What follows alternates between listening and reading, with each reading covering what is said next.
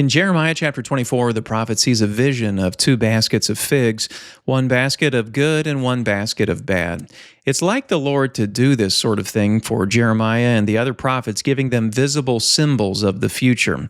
In this case, the good figs represent the remnant of Israel that would return to the Lord, and the spoiled figs represent the people of Judah that would be utterly destroyed by the conquest of Babylon. There's a phrase in this prophecy that deserves some special attention because it could be confusing, and it often gets ignored. Concerning the faithful remnant who would return, the Lord says in verse 7, I will give them a heart to know me, that I am the Lord, and they shall be my people.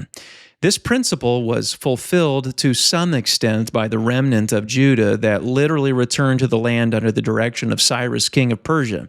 They were cured of idolatry, and they did know the Lord. However, the real meaning of this prophecy was looking forward to the time of the Messiah, the dispensation of faith that we now enjoy. We are the people of God. We know the Lord because, as the prophet says, He has given us a heart to know Him.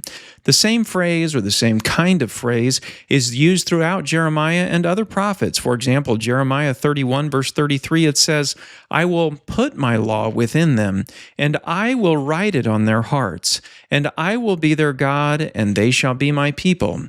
There's also Jeremiah 32, verse 39. I will give them one heart and one way, that they may fear me forever, for their own good and the good of their children after them. Finally, Ezekiel 26, verses 36 and 37, the prophet says, And I will give you a new heart, and a new spirit I will put within you, and I will remove the heart of stone from your flesh, and give you a heart of flesh. And I will put my spirit within you, and cause you to walk in my statutes, and be careful to obey my rules. This is a very interesting and important concept. The new heart, the heart that knows God and is obedient to God, must be created in us by a work of God Himself. These scriptures imply that knowing the Lord is an act of God that He does for us, and not necessarily something that we do for ourselves or even could do for ourselves.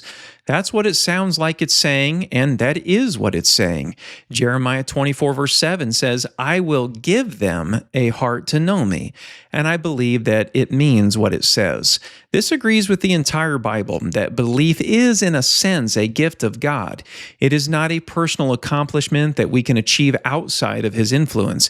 In this way, faith is given and received. Faith is a personal realization, but that realization is not independent of the influence of God. Of course, this idea has been grossly abused within some theologies, and maybe that's why sometimes we avoid the idea. Whatever the case may be, we must appreciate that this principle is true. I know God because He has worked in me to create that belief. Faith requires divine intervention.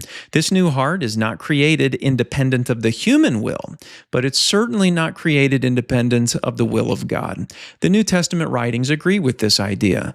The most straightforward presentation of this concept might be Philippians 1, verse 29, where Paul says, For it has been granted to you that for the sake of Christ you should not only believe in Him, but also suffer for His sake. So what does that mean? I think it means what it says. It has been granted to us to believe. It's been granted to us to suffer, but first of all, it's been granted to us to believe. This agrees with the language of Jeremiah that the faithful heart is given and received.